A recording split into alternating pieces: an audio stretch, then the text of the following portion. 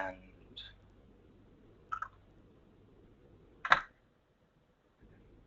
do you want to hit it now?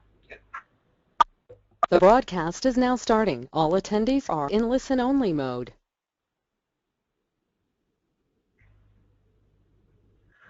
Good afternoon, everyone, and welcome to this webinar from Agra Europe, part of Informa Agribusiness and Commodities. My name is Chris Horseman. I'm Editorial Director of Informa Agribusiness and Commodities, and I'm the moderator for today's webinar. First of all, I'd like to thank you all for joining us today. In a few moments, I will be passing you over to Brian Gardner, who will be the main presenter of this webinar. Brian is the author of a brand new special report from Agra Europe entitled Preparing for Brexit, and he will be sharing some of the findings of that report today.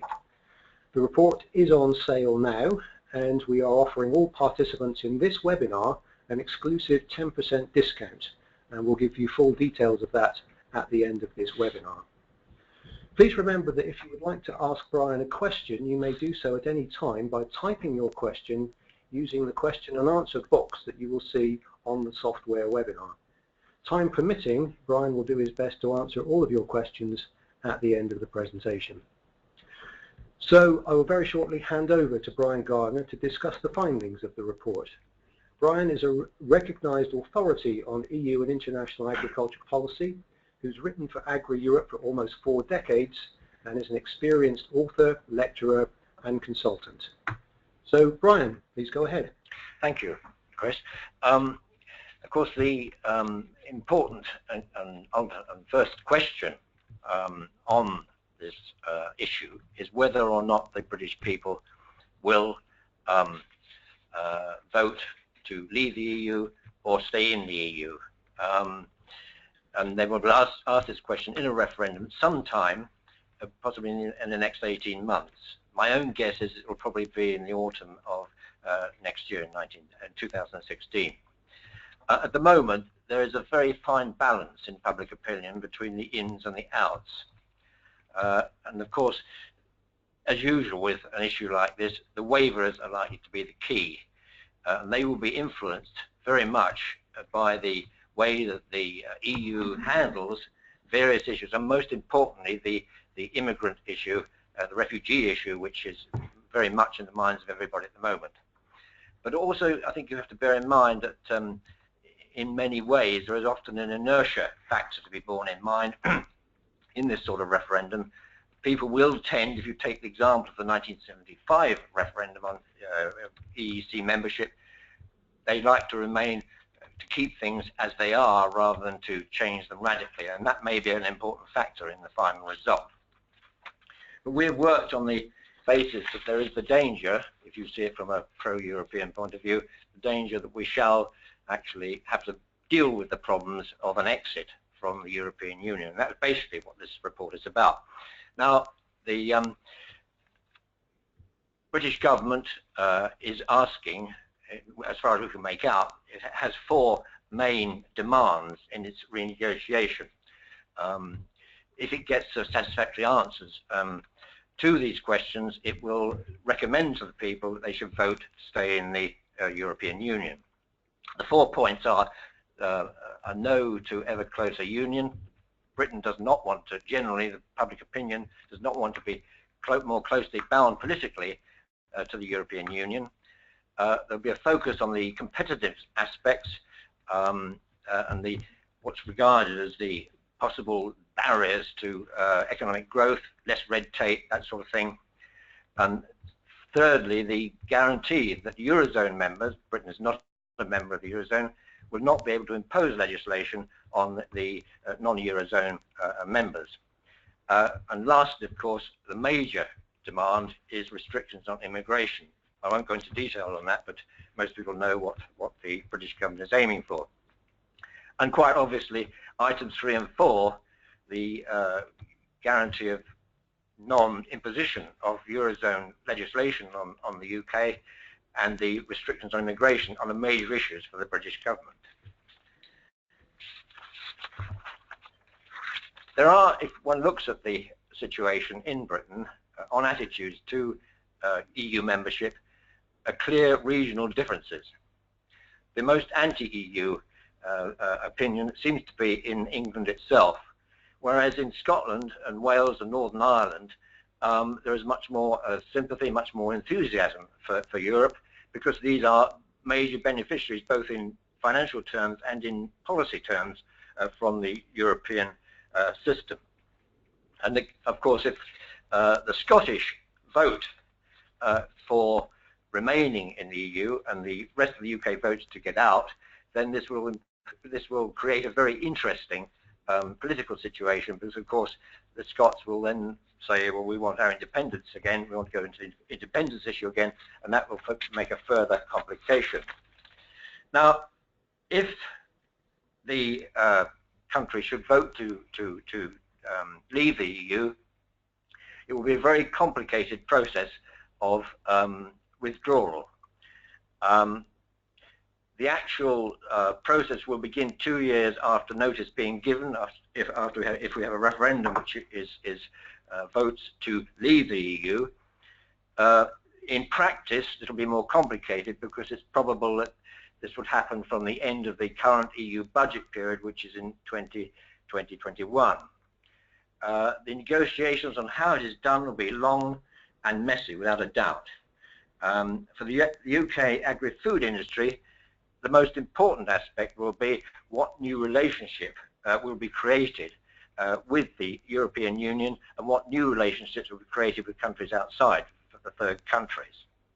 It takes place under the Article 50 of the European Treaty, and what is important to bear in mind is that Article 50 brackets 4 stresses that the member state which is in the process of withdrawal does not have any say in the deal which is eventually offered to that country as it withdraws. Now, one of the important questions will be what sort of relationship the UK would seek to maintain with the EU following withdrawal, or the process of withdrawal from the EU. It could have a membership of the European Economic Area, it could have membership of EFTA, it could have a customs union with the European Union, or it could go for complete detachment from the EU and operate on the basis of the World Trade Organization's most favored nation tariff system. That sounds quite simple, but it's not. It's much more complicated than that, of course, because all sorts of other trade agreements with other countries have to be renegotiated with those trade areas, special trade areas, which the Union has with other countries. And of course, it will affect the negotiations on the transatlantic trade partnership. Clearly, for the food industry, the question is, what sort of policy will the British government attempt to apply if we are going it alone and operating our own policy? The one thing we can be sure about, having examined the various Conservative Party documents over the last 2 or 3 years, is that there will be a scaling down of agricultural support. At the moment, agricultural support in the UK costs Brussels and the National Exchequer between £3 and £4 billion a year. And as far as I can work it out, the aim would be to cut this down to about just over £1 billion a year. And this would mean, I'm quite sure, the immediate or gradual dismantling of the direct farm payment system. In addition, what we can expect rationalisation of the environmental and structural subsidies. As I understand it from these various documents that I've looked at, the intention would be to concentrate what we now call the Pillar 2 subsidies in the EU system into less favoured areas, and to very much simplify the way in which they operate. One of the most interesting things would be to make them tradable, so that lowland farmers who don't want to be hampered by green restrictions could sell their subsidy entitlement under this sort of system to the farmers in less favoured areas. There is a possibility of an advantageous tariff deal with the EU on food and agricultural products, given that the EU does sell a great deal of agricultural food products into the British market.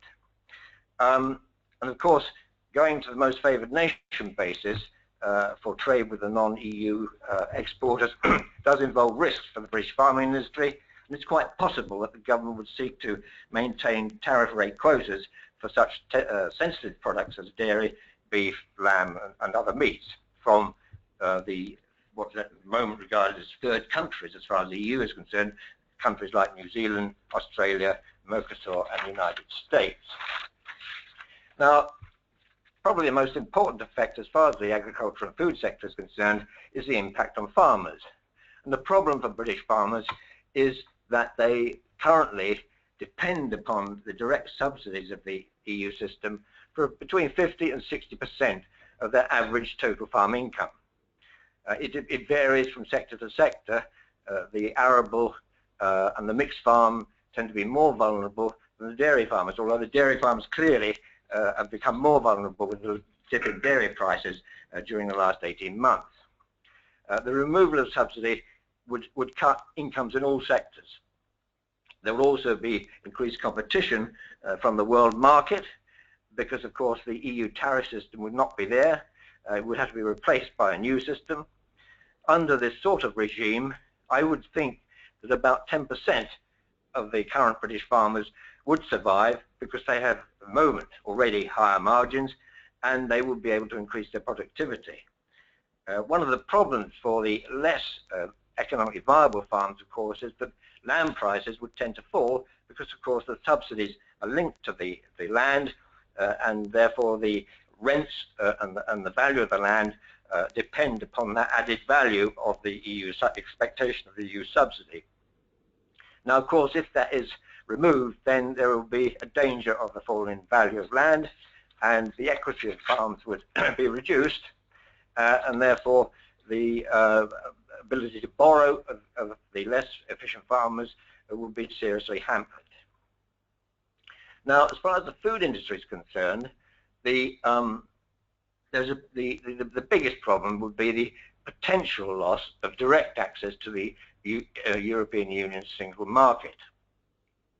There is a possibility of having to face higher tariffs, but more importantly, it is the fact that they will still have to conform to the EU behind the tariff restrictions on access, on labelling, on health, and all these other things which are not concerned with the actual tariff, but in fact impose considerable costs on the food industry.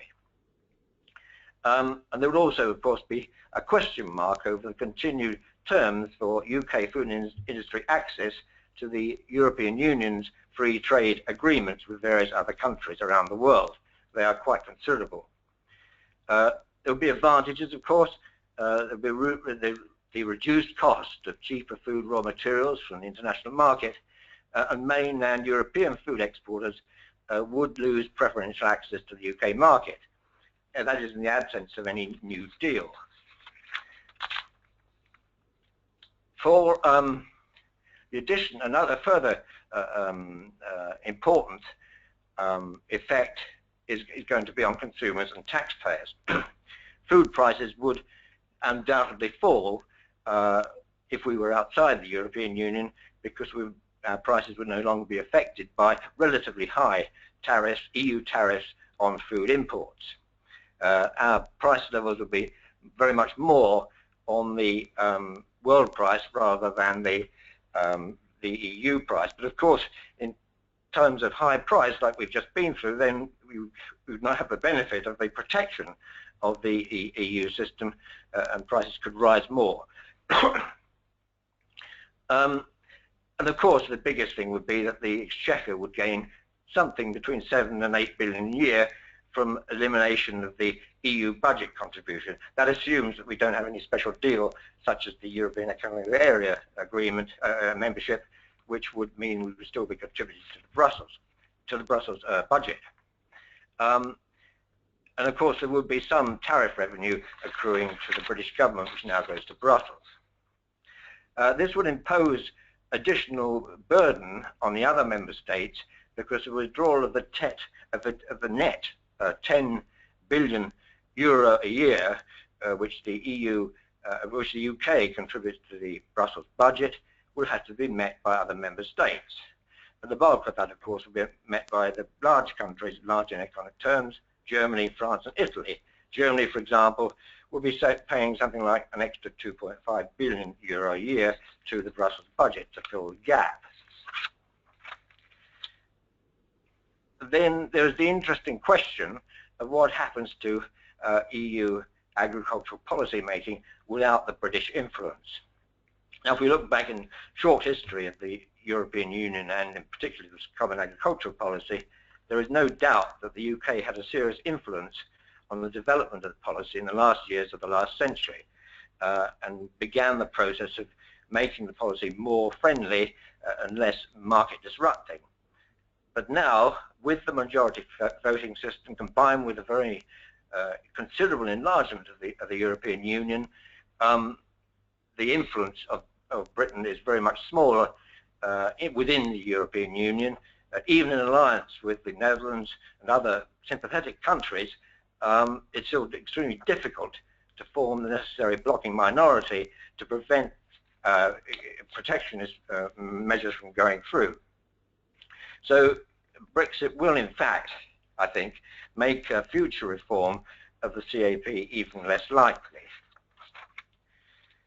The effect on the exporters of both EU countries and non-EU countries is, of course, going to be would be a very interesting situation in a post-EU membership situation for the UK.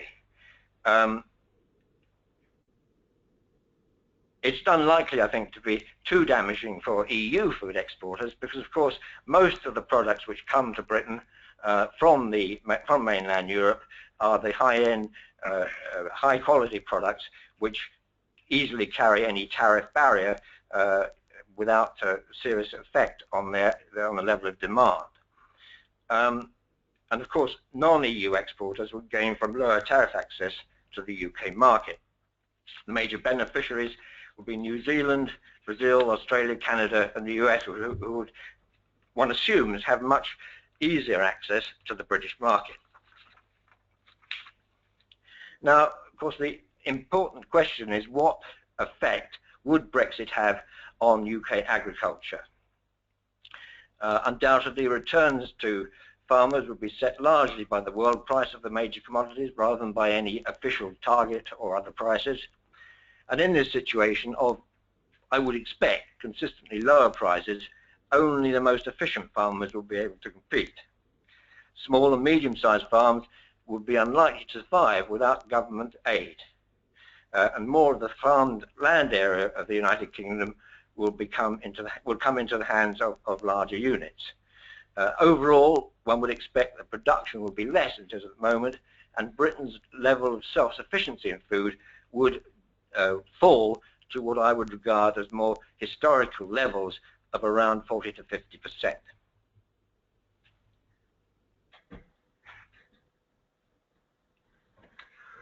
Brian, thank you very much indeed for that overview. And of course, all of these questions are examined in more depth in the report, which, as I mentioned earlier, is available for sale now.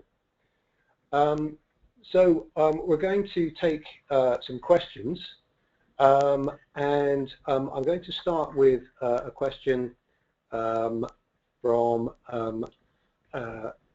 somebody who says, so here in Kent, in southeast England, fruit and vegetable farmers are worried about where the farm workers will come from post-Brexit, as a lot of them now come from Eastern Europe.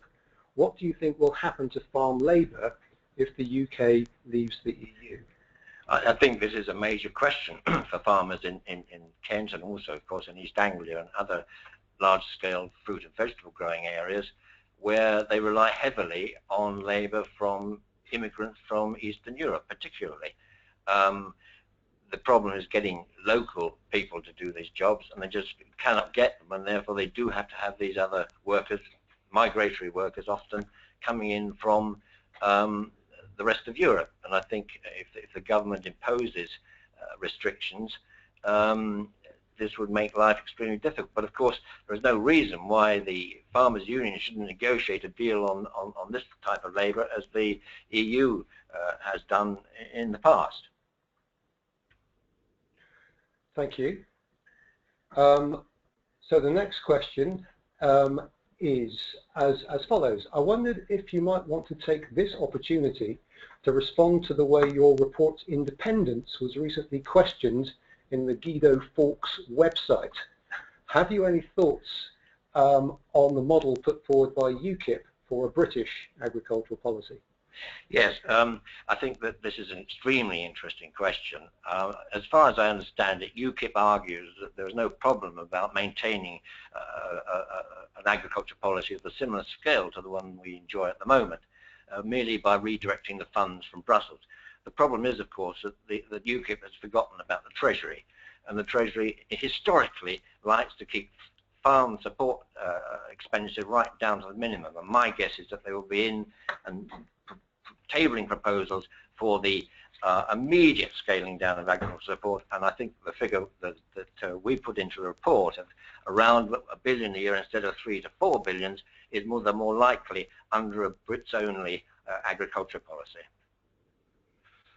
Thank you. That was actually two questions in one, but nevertheless, I think you. And anything to say about the independence of the report? Well, I think quite honestly, I mean, it is an objective analysis of the realities of us withdrawing from the European Union. It's not pro-Europe, it's not anti-Europe. One of the problems, of course, for the pro-Europeans is that the agriculture policy is the Achilles heel of their argument, because it's the one thing where a vast sum of money could be saved by reforming it tomorrow morning. They could save 3 billion euros quite easily, sorry, more than that, 30 or 40 billion euros from the EU budget totally, if they were to follow the same sort of policy which a British government outside the EU would probably operate. Thank you. Another question. This seems to change the incentives for food producers, kicking out smaller producers, leading to possibly more consolidation and to larger producers. What could be the impact on food production in total for EU staple commodities?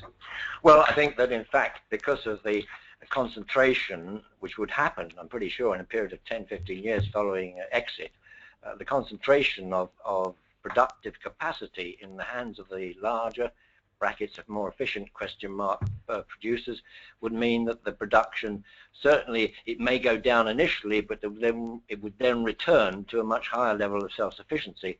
And in fact, we would be still capable of producing a very large proportion of our temperate foods. Thank you.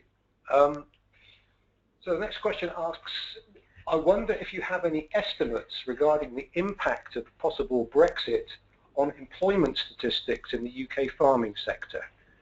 Well, it depends how you do the figures, but in terms of actual people employed on the land, I don't have any figures, but I would expect that there will be some considerable reduction of people employed on the land, and we're talking here, of course, about medium and smaller farmers and their families, because by and large these farms these days are family farmed and they don't employ very much labour. There will be some, and possibly some increase in employment on the bigger farms, but the net effect, I would guess, would be to continue the trend of reducing employment in agriculture. Thank you. So the next question is as follows.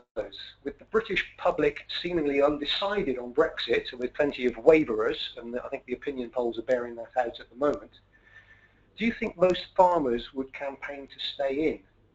And would that potentially swing the balance among rural communities when the vote comes? On the basis of grassroots polls, to put it obviously a cliche or pun, I think that farmers generally would see the point of staying in, because of course they are deriving, they know, those who can do their sum know very well that they are drawing a lot of money from the European agricultural policy. They do, however, like most smaller businesses, complain about the level of red tape.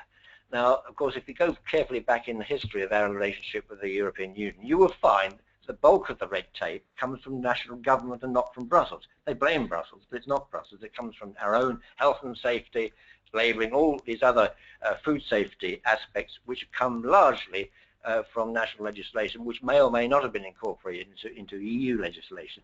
So I think that, in fact, to put it bluntly, any farmer who votes for EU exit is largely the turkey voting for Christmas. Thank you. Another question. The case you make is evidently a negative scenario. Why do farmers not understand the dangers involved with Brexit? I think the answer to that is because going back to my last answer, that there is I think a misconception that all the regulations they have to abide by on pesticides, on health and safety of animals and animal welfare and so forth, that this all comes from Brussels, and that creates a major negative attitude amongst rural communities. And I think that this needs to be counteracted if they want to continue with a supportive agriculture policy. And I'm quite sure that the present policy is far more supportive than what they'll get if we get out of the European Union. If they want to do that, then they should be, not being partisan, this is my objective view, they need to vote yes to staying in the European Union. Okay, we've got a few more minutes, so I will get as many more questions in as I can.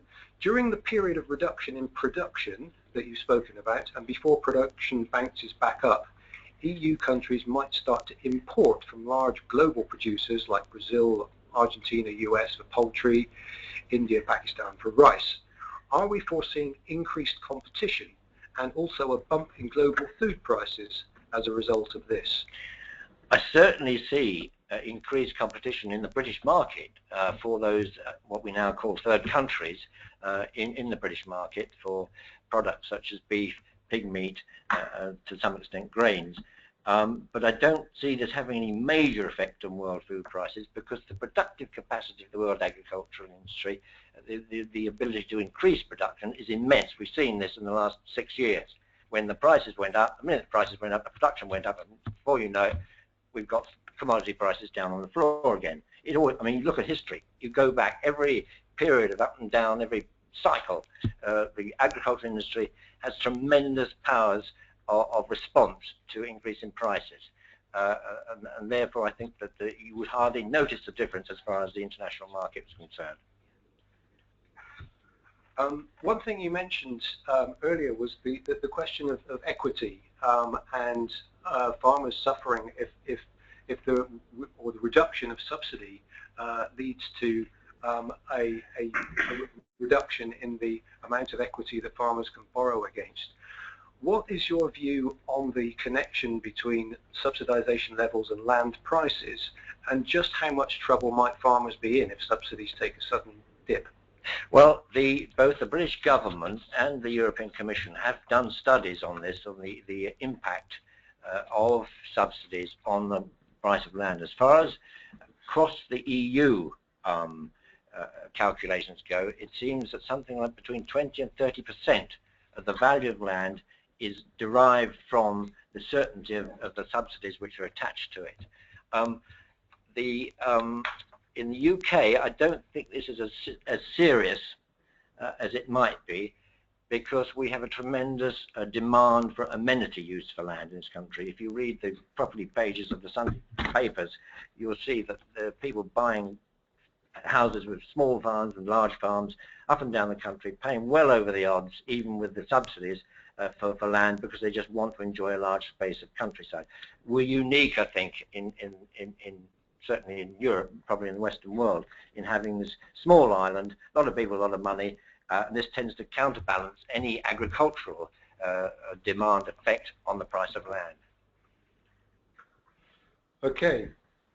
Well, there we must bring things to a close. We're out of time. Thank you very much indeed, Brian, for your presentation. Thank you, ladies and gentlemen, for your participation in this webinar. The report we've been discussing is entitled Preparing for Brexit. It's on sale now from the website, which is shown on the screen. And we are offering all participants in this webinar an exclusive 10% discount. Please enter the code AE15 when you make your booking. So thank you very much indeed, ladies and gentlemen. We look forward to talking to you again soon. Goodbye.